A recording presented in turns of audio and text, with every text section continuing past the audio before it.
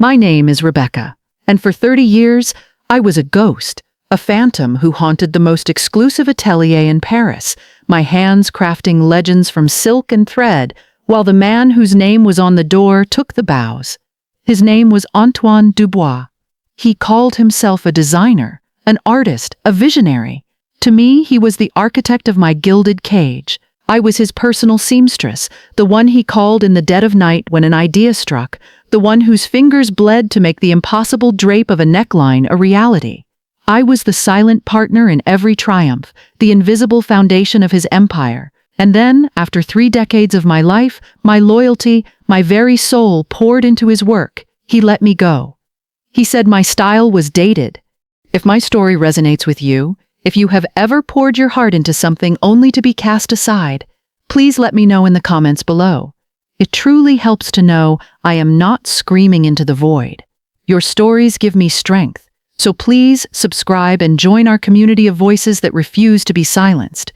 He replaced me with a girl named Alara, barely 25, whose primary skill seemed to be her fluency in social media hashtags and her ability to look chic while holding an iPad.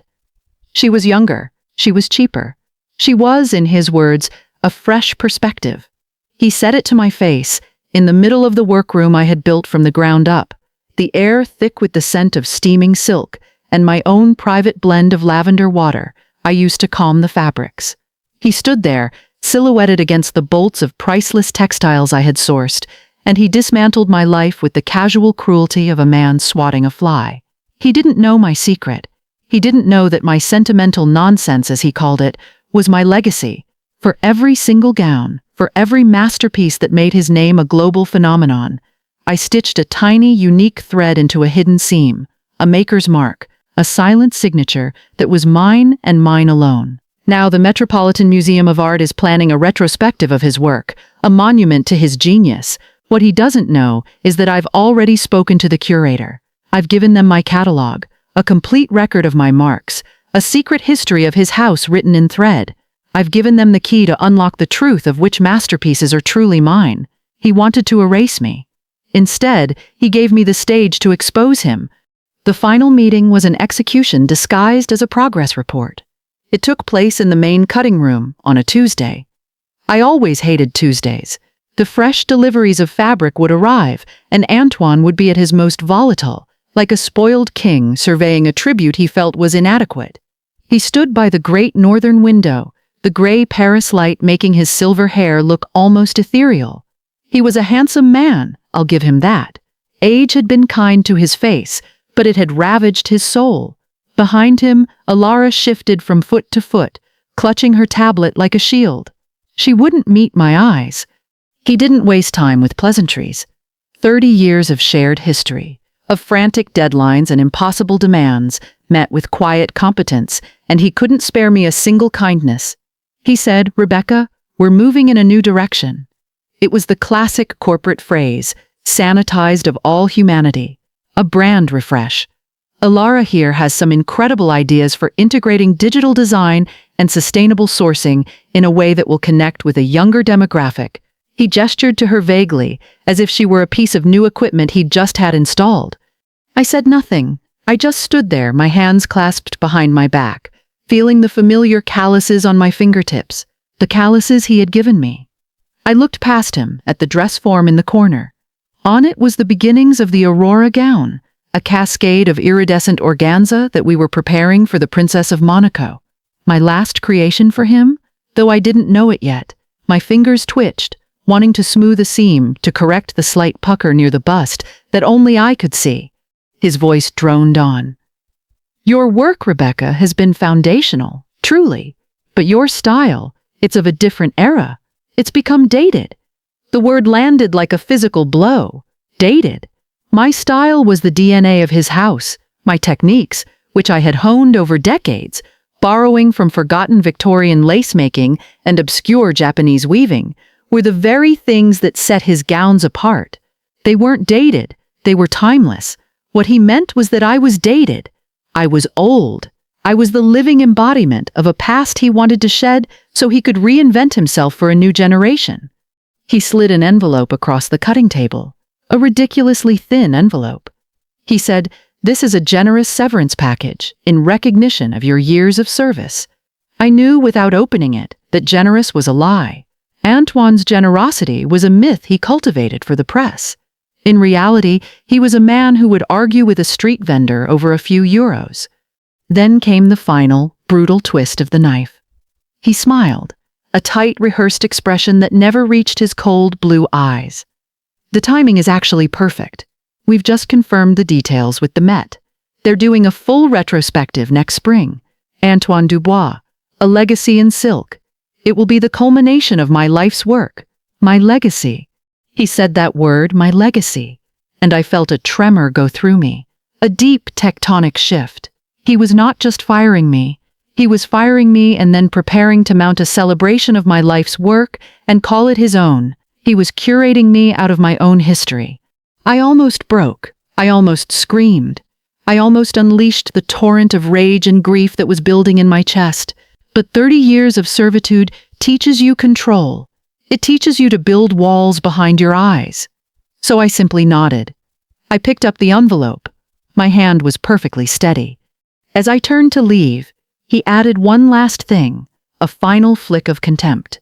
"I suppose you'll have more time for your little projects now. What did you call them? Your maker's marks. That sentimental nonsense." He laughed, a short, barking sound. Ilara forced a tight, uncomfortable smile. Sentimental nonsense. That's what he called my soul. That's what he called my art. That's what he called the one thing that was truly mine. I walked out of that room, out of that building, out of the life I had known for 3 decades. And in the cold, quiet fury that settled over me, I knew he had just made the biggest mistake of his life. He thought he was burying me. He had no idea he was planting a seed. The walk from the atelier to the metro station was a blur. The familiar streets of the 8th arrondissement, the chic storefronts, the hurried footsteps of elegant women, it all felt like a film set I had stumbled onto, unreal and distant. My body was moving, one foot in front of the other, but my mind was still back in that room, suspended in the gray light, the word dated echoing in the space where my professional heart used to be. I clutched the thin envelope in my hand. It felt both impossibly heavy and insultingly light. The weight of 30 years reduced to a few sheets of paper and a check that I knew would be a joke. I didn't go straight home. I couldn't. My apartment, a small but sunlit space in Le Marais, was my sanctuary, but it was also a museum of my life with Antoine. Sketches I'd made for him were pinned to a corkboard. Fabric swatches, remnants of gowns that now lived in the closets of movie stars and royalty, were organized in color-coded boxes. To go there now would be to walk into my own tomb. Instead, I found myself on a bench in the Place des Vosges, watching children chase pigeons under the graceful arches of the old buildings. The city was moving on, oblivious to the fact that my world had just ended. The numbness that had protected me in Antoine's presence began to recede, and in its place, a cold, creeping dread started to seep into my bones. It was a physical sensation, a chilling tide rising from my feet to my chest. My breath hitched. The carefully constructed dam of my composure, built over decades of enduring his moods and swallowing his insults, finally cracked. A single tear escaped. Then another. I didn't sob. It wasn't a loud, theatrical grief. It was a silent internal collapse. The tears tracked cold paths down my cheeks as I stared unseeing at the elegant facades. 30 years. I was 24 when I started. A girl from Lyon who was prodigiously talented with a needle but naive to the ways of the world. Antoine's mother, Isabelle, had discovered me. She was the true genius of the house, a woman with an artist's soul and a revolutionary's eye for form. She saw something in my stitching, a precision and a passion that she said reminded her of her own grandmother. She hired me not as a seamstress, but as her hands. Isabelle and I were a team. She would sketch wildly, her charcoal lines flying across the paper, and I would translate her chaotic genius into tangible form. We had a language, a shorthand of nods and glances, and shared understanding. It was Isabelle who understood my little ritual, the maker's mark. It had started as a game between us. I would use a single strand of silk, dyed a unique color, a shade of blue from a specific kind of cornflower I grew in a window box, or a deep crimson from cochineal I sourced from a tiny shop in the Latin Quarter. I would stitch a tiny, almost invisible symbol into the lining of each gown, a star for a particularly difficult piece, a wave for a flowing silk, a leaf for a floral brocade. It was our secret signature, a whisper of the hands that had truly made the garment. Isabel called them our tiny rebellions. She would inspect each finished gown, find the mark, and give me a conspiratorial wink. It was our bond. Then, 10 years into my career, Isabel got sick. The vibrant, life-affirming force of the atelier slowly faded. Antoine, who had been living in New York trying to be a painter, was called home. He had his mother's ambition, but none of her talent or her warmth. When Isabel passed away, the light of the house went out. Antoine inherited the name, the clientele, and me. The first few years were a struggle. He didn't understand fabric. He didn't understand construction. He understood image. He understood marketing. He would bring me impossible sketches, designs that defied gravity and the nature of the materials. My job became not to collaborate, but to solve, to fix, to make his hollow ideas into something substantial. I did it out of loyalty to Isabel's memory. I believed I was protecting her legacy. I remember the first time he found out about my marks. It was about 5 years after Isabel's death. He was in a foul mood, tearing apart a gown that a client had returned for a minor alteration. He ripped at a seam in the bodice, and his nail caught on something. He pulled at it. It was my mark, a tiny sapphire blue star. "What is this?" he'd hissed, holding the thread up to the light. I explained, my voice quiet, that it was a tradition, something I had done on every gown. He stared at me, his eyes filled with a mixture of confusion and contempt. "Sentimental nonsense," he'd said, snipping the thread with a pair of shears. "You are a craftswoman, Rebecca, not an artist. Your job is to be invisible. Do not tag my creations with your little projects." I should have left then. I know that now. A sane person would have walked out and never looked back. But my life was so entwined with that house, with those gowns. Where would I go? What would I do? My entire identity was tied to being the hands of Dubois. I was respected in the industry, but always in the shadows. Rebecca, the finisher. Rebecca, the miracle worker. Always an extension of him. So I stayed, and I kept making my marks. Only now, they were deeper, more hidden. They were no longer tiny rebellions. They were a secret act of defiance. A record. My mind drifted to the starlight gown. It was perhaps the most famous dress he had ever made. It was for Celeste Ingram, the biggest movie star in the world, for the Academy Awards. Antoine's idea was predictable. A classic silhouette covered in thousands of Swarovski crystals. Garish. Obvious. I argued with him for the first and only time. I told him Celeste's beauty was ethereal. It shouldn't be weighed down. It should be enhanced, made to seem otherworldly. I had found a new material, an experimental silk woven with a micro-thin metallic thread from a tiny family-run mill in Japan. It didn't sparkle. It shimmered, like a nebula. He fought me on it, but the deadline was looming, and his own idea wasn't coming together. He finally, begrudgingly, let me proceed. For 2 weeks, I barely slept. I worked with the fabric under special magnifying lamps, my fingers raw, my eyes burning. I engineered a new kind of internal corset, impossibly light, that would make the dress float around her body. I stitched every seam myself. When it was finished, even Antoine was silent. It was breathtaking. Celeste Ingram wore it. The next day, every newspaper, every fashion blog raved. They called it a constellation in fabric form. They called Antoine Dubois a poet of the loom. I watched him on television, on the red carpet, accepting the accolades. He talked about how he was inspired by a trip to the Atacama Desert, how he dreamed of the night sky and translated it into couture. He never mentioned the Japanese mill. He never mentioned my name. That night I went home to my empty apartment, ate a bowl of soup, and fell asleep with the phantom ache of the needle still in my fingers. The maker's mark on that gown was the most intricate I had ever done. A tiny, perfect swan, made from a single strand of silver thread hidden inside the boning channel of the corset, a tribute to its impossible lightness, a secret I thought I would take to my grave. Sitting there on that bench in the Place de Vosges, the full weight of those stolen moments, those erased efforts, crashed down on me. It wasn't just the firing, it was the systematic 30-year-long erasure of my contribution, of my artistry, of my very existence. He hadn't just taken my job, he had taken my life's work. And now, the Met retrospective. His legacy, a grand, public celebration of his theft.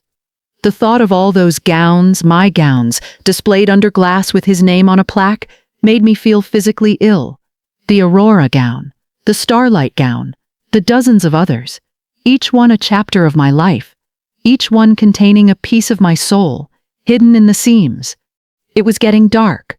A cool evening breeze rustled the leaves overhead. I finally stood up, my body stiff, my resolve hardening. My grief was beginning to curdle into something else, something cold and sharp and clear. I thought of my old intern, Clara, a sweet, fiercely intelligent girl who had worked with me for a summer about 6 years ago. She wasn't like the other interns who were there to network and get a famous name on their CV. Clara was a scholar. She loved the history, the craft. She would ask me endless questions about different stitching techniques, about the chemical properties of dyes. I taught her how to date antique lace by the type of knot used. She had a reverence for the story that objects tell. She had sent me a postcard a few months ago. She'd gotten a job in the textile conservation department at the Met, a junior archivist, she'd written, but it's a dream come true. A new thought began to form in my mind, faint at first, then stronger. It wasn't about revenge.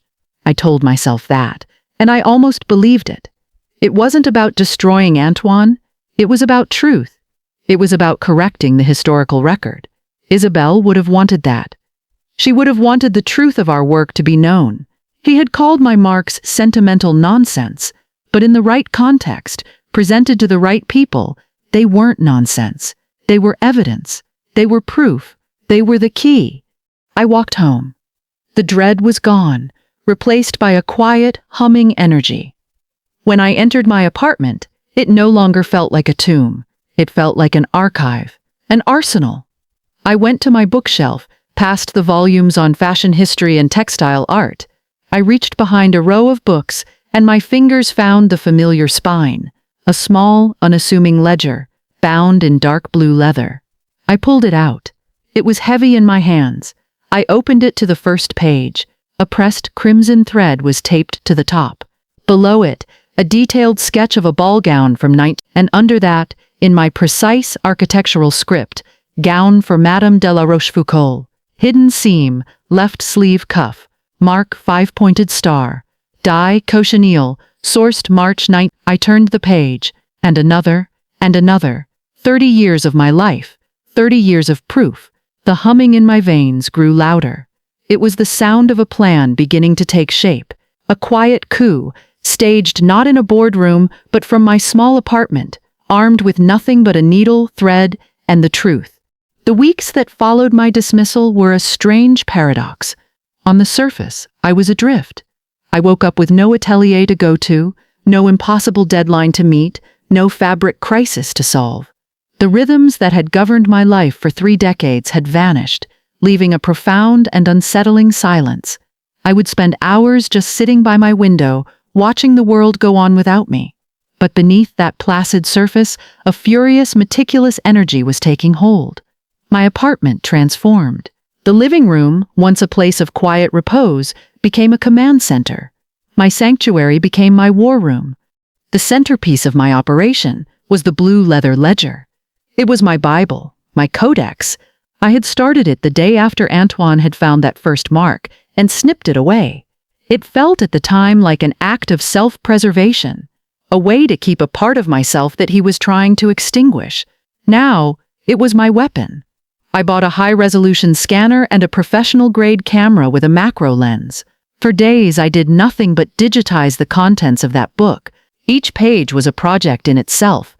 I would scan the sketch, then photograph the pressed thread sample under intense light to capture its exact color and texture.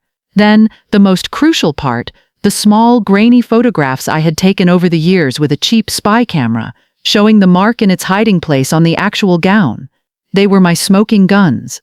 As I worked, the memories associated with each gown came flooding back, each one adding another layer to my resolve. There was the emerald green velvet I'd made for a famous opera singer, a dress so heavy it required an internal harness I'd designed based on 18th century military uniforms. The maker's mark, a tiny treble clef, was stitched with thread I'd dyed with crushed malachite, hidden inside the lining of the harness itself. Antoine had complained the entire time that the velvet was too difficult to work with, only to praise its liquid drape in the pages of Vogue. Then there was the minimalist ivory sheath dress for a modern architect, a woman known for her stark, clean lines. Antoine wanted embellishment. I insisted on purity of form. The beauty was in the cut, in the seams that were so perfect they were almost invisible. I spent a week just perfecting the shoulder line. The mark on that one was a simple geometric square, stitched in white thread on a white background, distinguishable only by the faint shimmer of the silk I'd used. It was hidden in the hem, a secret only a fellow craftsperson would ever think to look for. Each entry in the ledger was a story of a battle I had won in silence, a creative contribution he had absorbed into his own narrative. The work was painstaking. I created a digital file for each of the 147 gowns I had cataloged.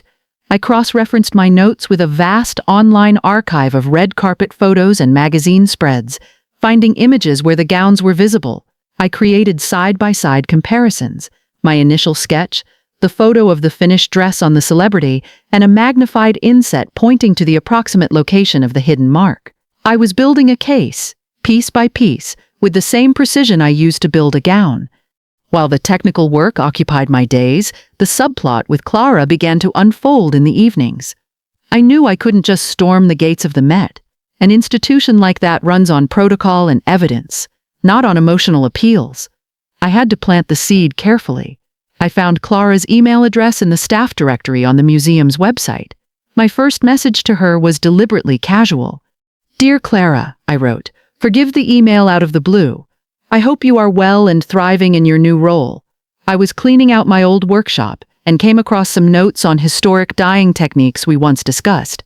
It sparked a question I thought you, with your scholarly eye, might be able to answer.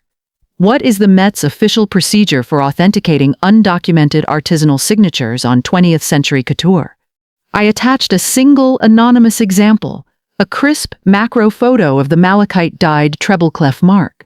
No dress, no name, no context, just the mark itself. It was a lure. Clara replied within a day. Her email was warm and full of the same earnest curiosity I remembered. "Rebecca, it's so wonderful to hear from you. I think of your lessons on stitch analysis all the time. To answer your question, it's a fascinating and complicated area. Officially, provenance is everything. We rely on the atelier's archives, sales records, and designer's notes. An undocumented mark would be considered an anomaly. To authenticate it, we'd need overwhelming physical and contextual evidence. We'd perform fiber analysis, dye chemistry tests, and compare the stitching technique to known examples of a seamstress's work. The burden of proof would be immense, and it would all be overseen by Dr. Alistair Finch, our senior curator. He's a lion when it comes to evidence. Why do you ask? Is this from a piece you've acquired? Her response was exactly what I had hoped for. She had given me the blueprint. Burden of proof, fiber analysis, dye chemistry, contextual evidence. I had all of it. Over the next few weeks, we exchanged a series of emails. I slowly fed her more information, framing it as a hypothetical research project I was working on. I sent her a chemical breakdown of my cornflower blue dye, asking if their labs could distinguish it from standard synthetic dyes. I sent her a magnified image of the knot I used to finish each mark, a modified fisherman's knot, tiny and incredibly strong, and asked if their archives had seen it before. With each exchange, I could feel her curiosity turning into suspicion, and then into excitement. She was a detective being handed the clues to a case she was uniquely qualified to solve. She began to speak of Dr. Finch, painting a portrait of a formidable but scrupulously fair academic. "He's terrifying," she wrote in one email, "but he cares about one thing and one thing only, the truth of the object. He hates the celebrity and the politics of fashion. He only loves the craft. He once spent 6 months proving a Chanel jacket from the 1920s was a fake because the thread tension in the quilting was off by 0.5 millimeter. This was my man. My entire strategy rested on finding someone who valued empirical evidence over a famous name. Antoine's power was built on brand, on myth, on the force of his personality. My power was in the quiet, verifiable truth of the work itself. I was betting that in the hallowed, climate-controlled halls of a museum, my power would be greater. All my work, all my planning, kept circling back to one dress, the starlight gown. It was the linchpin of the entire retrospective, the image they were already using in preliminary press. It was also the pinnacle of my craft, the clearest example of my vision overriding Antoine's. Proving that dress was fundamentally mine would shatter his narrative completely. I dedicated a full week to the starlight gown's file. I unearthed my original sketches, the ones showing the shimmering, nebula-like fabric, which stood in stark contrast to Antoine's sketches of a heavy, crystal-encrusted monstrosity. I found my notes on the internal corset, with the precise calculations for weight distribution. I even had the initial email correspondence with the Japanese mill owner, Mr. Tanaka, a man as dedicated to his craft as I was to mine. We had exchanged a dozen emails discussing the tensile strength of the metallic thread. He had addressed them all to me, Rebecca Sterling. This was the part of the plan that felt most like a betrayal, and it made me question my own motives. Was this really about truth, or was it about revenge? I had to admit, there was a cold, satisfying pleasure in imagining Antoine's face when this all came to light. The thought of him being forced to acknowledge me, the dated seamstress, as the true author of his greatest success was a potent motivator. I kept repeating my mantra, it wasn't about revenge, it was about correcting the record. But the line between justice and vengeance was becoming blurrier with each digitized file, with each carefully crafted email to Clara. I wrestled with this. Did a noble goal justify a ruthless plan? Was I any better than him if I was using my knowledge to tear him down? The debatable logic of my own heart was a maze. I had stayed for 30 years out of a misplaced sense of loyalty, of duty to Isabel's memory. I had allowed myself to become a ghost. Now, I was about to stage a very public haunting. The emotional justification was that I wasn't just reclaiming my work, I was reclaiming my identity. He had tried to make me invisible. I was simply refusing to disappear. This wasn't an attack, it was an act of survival. Finally, after nearly 2 months of relentless work, it was ready. A 300-page digital document, meticulously organized, cross-referenced, and annotated. It was an academic paper on my own life, a dissertation on my own erasure. It was irrefutable. The final step was the most terrifying. It was time to stop talking to the junior archivist and present the case to the lion himself. I composed a new email, this one addressed to Dr. Alistair Finch. I CC'd Clara, a strategic move to ensure it wouldn't be dismissed by a secretary and that she would be a witness to its arrival. The subject line was simple: supplemental provenance data for the upcoming Antoine Dubois retrospective. The body of the email was short and professional. Dear Dr. Finch, my name is Rebecca Sterling. For 30 years, I was the head seamstress and pattern maker for the Dubois Atelier. I am writing to provide you with primary source documentation that may be of significant value to the historical accuracy of your upcoming exhibition. The attached catalog details a series of unique maker's marks that I personally stitched into every haute couture garment produced by the house between 1993 and 2023. These marks, which served as my personal signature and quality control system, are, to my knowledge, undocumented in the official Dubois archives. The catalog contains detailed sketches, photographic evidence, and technical specifications for each mark. I believe this information will offer a more complete and nuanced understanding of the craftsmanship behind the gowns you intend to display. I offer it in the spirit of academic collaboration. Sincerely, Rebecca Sterling. I hovered over the send button for what felt like an eternity. My heart was pounding. This was the point of no return. I had built my weapon. Now I had to fire it. I took a deep breath, thought of Isabel's conspiratorial wink, and I clicked send. The silent takeover had begun. The email was a stone dropped into a perfectly still pond. For 2 days, the silence that followed was deafening. I checked my inbox every 5 minutes, my stomach twisting into tighter knots with each refresh. I started to second-guess everything. Had I been too bold, too presumptuous? Would Dr. Finch, a man of immense academic stature, simply delete the email from a disgruntled, unknown seamstress? Had I just made a fool of myself? The quiet hum of energy that had sustained me for weeks was replaced by a gnawing anxiety. The reply came not from Finch, but from Clara. It arrived late on the 3rd night, a single, electrifying line. He read it. All of it. He wants to see the starlight gown, meeting tomorrow morning. My breath caught in my throat. It was working. The lion had taken the bait. The next morning, Clara sent me a stream of consciousness report via a secure messaging app. She described the scene in the conservation lab. The starlight gown, which the museum already had in its possession, was laid out on a vast white table under the cold clinical lights. Dr. Finch, a tall, imposing man with a shock of white hair and piercing gray eyes, stood over it, my digital catalog open on a large monitor beside him. He was silent, grim, studying the screen and then the dress.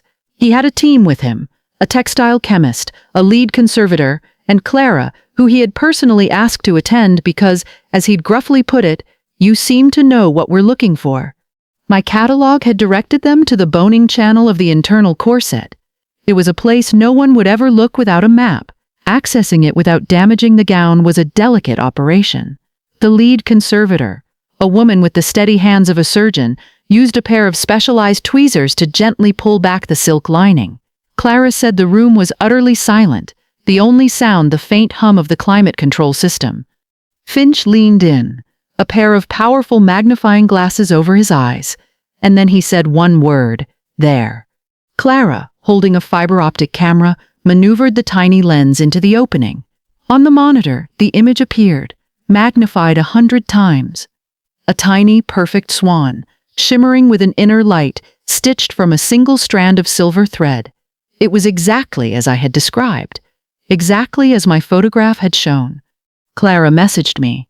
He didn't say anything else. He just stared at the screen for a full minute, then straightened up and told his assistant to place the call.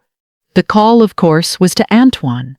At first, he was untouchable. His PR team handled the inquiry.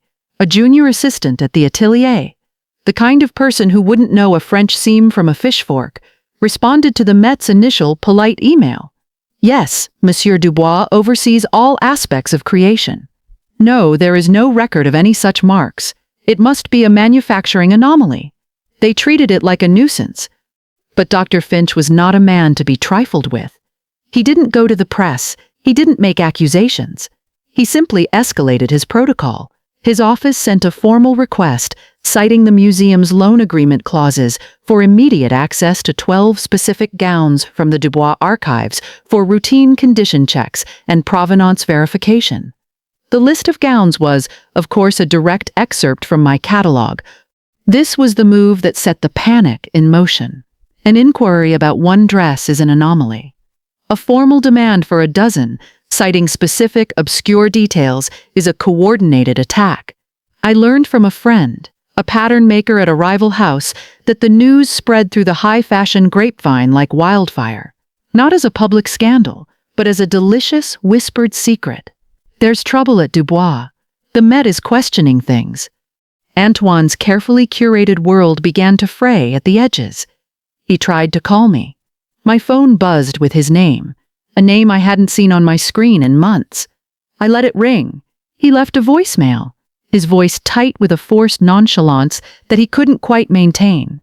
"Rebecca, darling, it's Antoine. I heard some bizarre rumor from the Met. Give me a call, we'll have a laugh about it." I deleted it without listening to the end. Then came the texts. The first was casual. "Rebecca, call me." The next, a few hours later, was more urgent. "This is ridiculous. What did you tell them?" And finally, late at night, a single, desperate question. "What is this nonsense?" The real-world consequences began to quietly accumulate. The foundation of a couture house isn't just the designer's name, it's the web of trust with its ultra-wealthy clientele. These are women who don't just buy dresses, they commission wearable art. Their relationships are often more personal with the craftspeople than with the face of the brand. I received an email from Madame d'Orléans, a steel heiress for whom I had made more than 20 gowns over the years. She was a woman of immense style and little patience for nonsense. "My dear Rebecca," she wrote, "I called the atelier to commission a piece for my granddaughter's wedding. They informed me you were no longer with them. Is this true? I must confess, the thought of anyone but you constructing a gown for my family is simply unacceptable. Let me know where you land. We will follow." It was the first domino. I knew others would follow. These clients weren't leaving because of a public scandal. They were leaving because the true source of the quality they valued was gone. Antoine had thought I was a disposable part of the machine. He was discovering that I was the engine. The panic at the atelier was palpable, even from my apartment. The junior staffer who had tipped off the fashion blogger, a young cutter named Jean-Luc, whom I had mentored, sent me a report. Antoine was a mess. He was shouting at everyone. He'd had Alara, his fresh perspective, try to identify the marks on one of the gowns. She had spent a day searching and found nothing. Of course she hadn't. She didn't know how to look. She knew how to post on Instagram. She didn't know how to read the secret language of a garment's construction. The pressure was building. The Met had put a formal hold on all promotional activity for the retrospective pending the satisfactory resolution of their inquiries. The sponsors were getting nervous. The whispers were getting louder. Antoine was trapped. He had built his reputation on being the sole genius, the singular visionary. To admit that a seamstress was an integral credited partner was to demolish the myth he had spent a lifetime constructing. But to deny my evidence the Met now clearly possessed, was impossible. He had one last card to play: intimidation. One evening there was a frantic buzzing from my building's intercom. It was him. I didn't answer. A few minutes later, there was a heavy, insistent pounding on my apartment door. I looked through the peephole. It was Antoine, his face pale and strained, his silver hair uncharacteristically disheveled. He called my name through the door, his voice a raw mix of fury and pleading. "Rebecca, open this door. We need to talk." I remained silent, my back pressed against the cool wood of the door. "This is insane," he shouted, his voice cracking. "Are you trying to ruin me? After everything I've done for you?" Everything he'd done for me. The delusion was breathtaking. "I will sue you into oblivion, Rebecca. You signed a non-disclosure agreement. You signed a non-compete. I will own you." I almost smiled. It was such a predictable move. This is where I had to rely on a piece of debatable legal logic, a conviction that felt true in my gut. An NDA, I believed, was for protecting trade secrets, not for perpetuating a lie. Misattributing the fundamental authorship of a work, especially in a context like a museum retrospective, felt closer to fraud than to a proprietary process. It was a gamble, a belief that historical truth would trump a boilerplate corporate contract. For the sake of a good story and a better comment section debate, I leaned into my conviction. His threats subsided, replaced by a desperate, wheedling tone. "Rebecca, please, let's be reasonable. What do you want? Your job back? I'll give you your job back. A raise? A new title? Creative director of the atelier? It's yours. Just call them. Tell them it was all a misunderstanding, a fit of pique from a disgruntled employee." He still didn't get it. He thought this was about money or a title. He thought I was a problem that could be managed, a fire that could be extinguished with a few well-aimed concessions. He couldn't grasp that this was an existential fight. It wasn't about rejoining his world, it was about forcing his world to acknowledge mine. I took a deep breath and spoke, my voice calm and clear, easily carrying through the door. "You said my work was dated, Antoine." He fell silent on the other side. "You said the marks were sentimental nonsense," I continued, my voice even, devoid of the emotion that was raging inside me. "The Met seems to consider them historically significant evidence of provenance. Perhaps you should have valued my sentimentality a little more." I heard a sharp intake of breath, then a string of curses, Low and vicious, I turned away from the door and walked back towards my living room. My war room. I could hear him pounding on the door one last time before his footsteps retreated down the hall. The silent takeover was almost complete. The king was panicking in his castle, while the ghost he thought he'd exorcised was quietly dismantling it from the outside. The power shift was not a sudden earthquake, but a slow, inexorable tide. It happened not in public proclamations, but in quiet, decisive actions that rippled through the insular world of haute couture.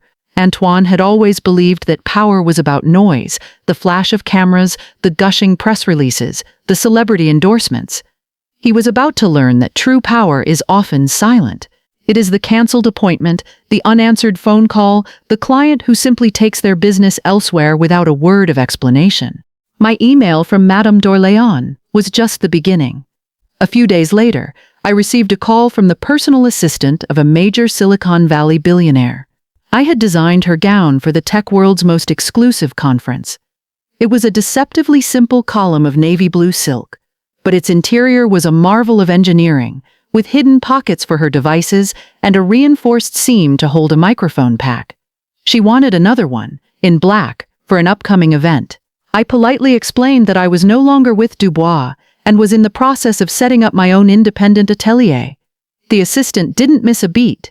"Excellent," she said. "Just send us the invoice. The budget is open. My boss has a saying, you don't invest in a brand, you invest in the engineer." The message was clear. The clients, the ones with real power and discernment, had always known. They had tolerated Antoine's ego because they had access to my skill. With me gone, the value proposition had collapsed. It wasn't an exodus in the sense of a mass, coordinated protest. It was something more damning. A quiet, individual reevaluation of where the true value lay. They weren't poaching me. They were simply following the talent, as any smart investor would. Meanwhile, Antoine's desperate counteroffensive was imploding. His legal threats went nowhere. My lawyer, a sharp, no-nonsense woman who specialized in intellectual property for artisans, had already reviewed my employment contract. She sent a single polite letter to Antoine's legal team. It pointed out that while my NDA covered proprietary business information, it did not and could not cover the suppression of factual attribution in a historical or academic context. She argued that my marks were a matter of artistic paternity, a concept the French legal system, with its deep respect for creators' rights, was very sensitive to. She also enclosed a copy of the email from Mr. Tanaka, the Japanese silk weaver, clearly demonstrating that I, not Antoine, was the primary contact and creative driver for the Starlight gown. The threat of a lawsuit vanished. They knew a public court battle would be a disaster for the brand, a public airing of every secret I held. His last pathetic gambit was the personal appeal at my door. When that failed, he was left with nothing. He was a king with no army, no allies, and a crumbling fortress. The retrospective, which was meant to be his coronation, was now his biggest liability. The Met, an institution that trades on its unassailable authority, could not afford to be seen as promoting a falsehood. The hold on the exhibition remained. The silence from the museum was more terrifying to Antoine than any public condemnation. This was the moment he truly broke. Jean-Luc, my source inside the atelier, described a scene of utter chaos. Antoine had locked himself in his office, refusing to speak to anyone. Alara, the young usurper, was completely adrift. She had been tasked with preparing an alternative gown for the Princess of Monaco, and she was failing. She didn't understand the nuances of the princess's very specific measurements. She didn't know which suppliers to call for the right kind of silk chiffon. The carefully balanced ecosystem of the atelier, which had always revolved around my central knowledge base, was collapsing into disorder. The staff, many of whom I had trained myself, were watching the new regime fail in real time. Their loyalty, which had been to the house, was beginning to revert to the person who had actually built it. The final confrontation was not one I sought, but one the Met required. Dr. Finch was a man of process. Before he would make a final decision on the exhibition, all parties had to meet. It was a formality, but a necessary one. We met in a sterile beige boardroom at the Met's administrative offices. The air was thick with tension. It was me, my lawyer, Dr. Finch, and across the long, polished table, Antoine and his own lawyer, a man with a weary, defeated look in his eyes. Antoine tried to bluster. He started with an attack on my character, painting me as a bitter, vengeful employee, twisting a minor hobby into a campaign of slander. She was a seamstress, he said, the word dripping with condescension. A brilliant technician, I will grant you that. But she is not a designer. She is not an artist. These little threads were a cute little quirk, nothing more. Dr. Finch listened patiently, his hands steepled in front of him. He did not interrupt. He let Antoine completely empty his clip. When he was finished, Finch gave a slight, almost imperceptible nod. He gestured to an assistant, who dimmed the lights. A projector whirred to life. The first image on the screen was a magnified photo of the swan mark from the starlight gown. The second was my sketch. The third was Antoine's original, clunky sketch of the crystal-covered dress. The fourth was my email chain with Mr. Tanaka. He went through 5 different gowns this way, presenting my evidence in a cold, logical, undeniable sequence. For the finale, he played a video. It was a recorded deposition with Mr. Tanaka from Japan. The elderly weaver, speaking through an interpreter, was asked who he collaborated with on the nebulous silk for the starlight gown. He bowed his head slightly and said, "For many years I worked with Rebecca-san. She has the soul of a craftsman. She understands the spirit of the thread. The design was hers. She told me she wanted to weave the night sky. We worked for many weeks to get it right." The room was silent. Antoine was ashen. His lawyer was staring down at his legal pad, doodling small, meaningless circles. Checkmate. Dr. Finch switched the lights back on. He looked at Antoine, his expression not triumphant, but simply factual. "The evidence is conclusive, Monsieur Dubois. The provenance of these gowns is more complex than your official archive suggests. The contributions of Miss Sterling are not a quirk. They are a fundamental, verifiable part of the creative process.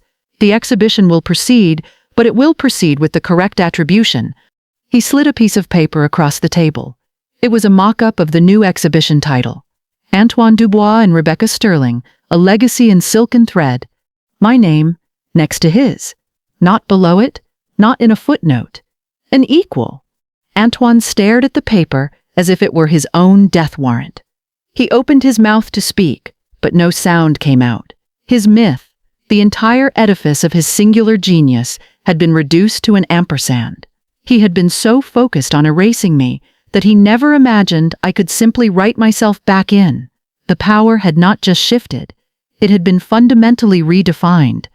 The vindication, when it came, was not a fiery explosion, but a quiet, satisfying click, like a lock finding its key. Seeing my name next to Antoine's on that mock-up was the moment the war was won. The rest was just the signing of the treaty. Antoine had no choice. To fight it would be to have the entire story, with all its damning evidence, leak to the press. His brand would be irreparably destroyed. The path of least resistance was a shared spotlight, however much it must have burned him. The Met, in its institutional wisdom, handled the public relations with masterful subtlety. There was no announcement of a controversy. Instead, the press release heralded an exciting new discovery. Curatorial research had unearthed a hidden history within the Dubois atelier, revealing a decades-long creative partnership between Antoine Dubois and his master artisan, Rebecca Sterling. They framed me as a rediscovered artist, a secret genius whose work was finally being brought into the light. It was a narrative that was both true and far more compelling than the simple story of a single male visionary. The fashion world, always hungry for a new story, devoured it. I was no longer a disgruntled employee. I was a romantic, almost mythic figure, the woman who signed her masterpieces in thread. The aftermath for Antoine was swift and brutal, but it happened behind the closed doors of boardrooms, not in the public square. His investors, who had backed a singular, marketable genius, were now stakeholders in a more complicated, less glamorous story. The value of his brand had been diluted. The narrative that he had sold them was now proven to be, at best, a half-truth. He was quietly forced to step down as creative director of the house he had inherited. He retained a minority share and a meaningless title, founder emeritus, but his power was gone. The atelier was taken over by a consortium of investors who, in a move of supreme irony, called me and offered me a consulting role to help restore the integrity of the craftsmanship. I politely declined. I was busy building my own house now, on my own terms. Alara, his fresh perspective, was let go within a week. She was a casualty of a war she never even understood was being fought. The final confrontation, our true final meeting, took place not in a boardroom, but at the opening night gala of the exhibition. The Met was a glittering swirl of celebrities, patrons, and press. I was not there as a guest to be gawked at. I was there as an honored artist. Dr. Finch himself had escorted me inside. I wore a simple black dress of my own creation. It was made of a deep, lustrous silk velvet, cut on the bias so that it moved like liquid. It needed no embellishment. Its perfection was in its form. Tucked into the inner seam of the hem was a single defiant stitch of silver thread, a phoenix. I stood before the starlight gown, now the centerpiece of the exhibition. It shimmered under the gallery lights, just as I had intended. On the plaque beside it, the text read, "Starlight Gown, 2011. Design and Conception, Rebecca Sterling. House of Dubois." Below it, in a smaller font, it detailed the story of the maker's marks, with a magnified image of the tiny swan hidden within its structure. I felt a presence beside me and turned. It was Clara, her eyes shining. "It's the most beautiful thing in the entire museum," she whispered. "The truth, I mean." We stood there for a moment. Two women who believed in the power of evidence and the integrity of craft. Then, across the crowded room, I saw him. Antoine. He looked smaller, diminished. He was standing alone, a ghost at his own feast. His bespoke suit seemed to hang off him. People were greeting him, but their smiles were strained, their handshakes quick. He was a relic in his own retrospective. Our eyes met across the gallery. In his, I saw a maelstrom of emotions: rage, humiliation, and a sliver of something that looked like bewildered defeat. He had lost a game he never even knew he was playing until it was checkmate. He was the first to look away. I felt no surge of triumph, no satisfying rush of vengeance. I just felt quiet. A profound, bone-deep sense of peace. The record was correct. The universe had been set right. Later that evening, Dr. Finch found me. He pressed a heavy, beautifully printed book into my hands. It was the official exhibition catalog. On the cover, in elegant serif font, were the words "Antoine Dubois and Rebecca Sterling, a legacy in silk and thread." "The first copy," he said with a small, rare smile. "For the artist." I opened it. The first chapter was not about Antoine. It was about me. It told the story of the marks, of the secret history I had so meticulously kept. There was a full-page, high-resolution photograph of one of my marks, the simple, perfect leaf I had stitched into a gown made of floral brocade years ago.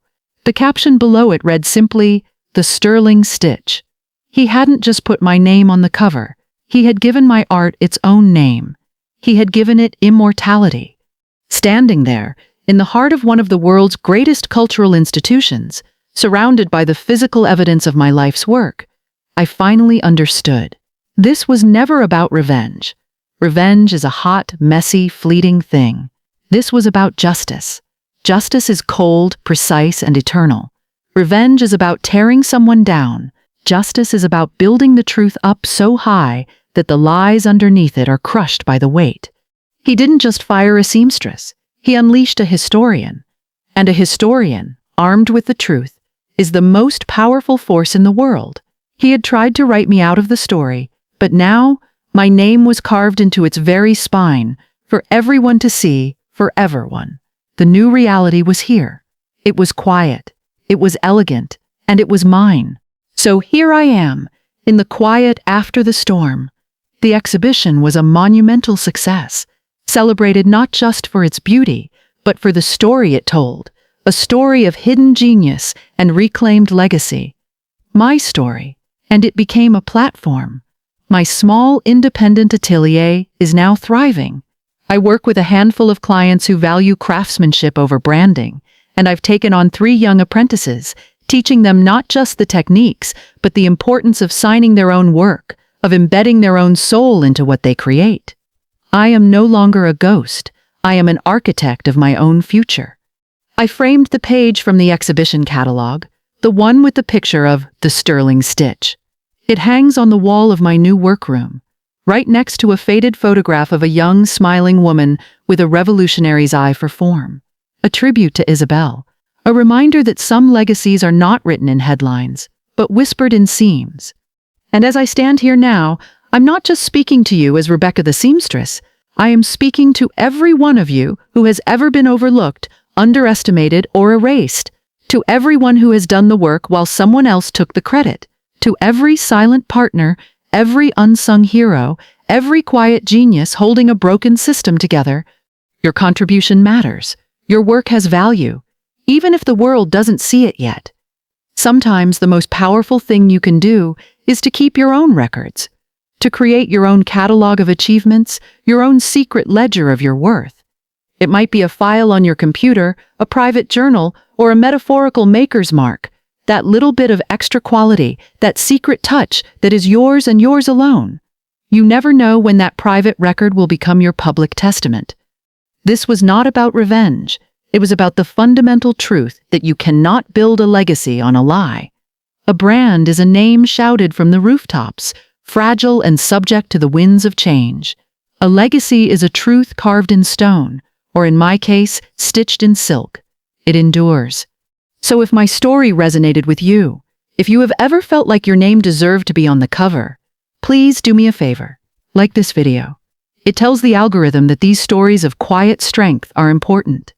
Leave a comment and share a piece of your own story, because our collective voices are a powerful chorus. Share this video with someone who needs to be reminded of their own worth. And most importantly, hit that subscribe button. Join this community where we believe in getting the credit we deserve.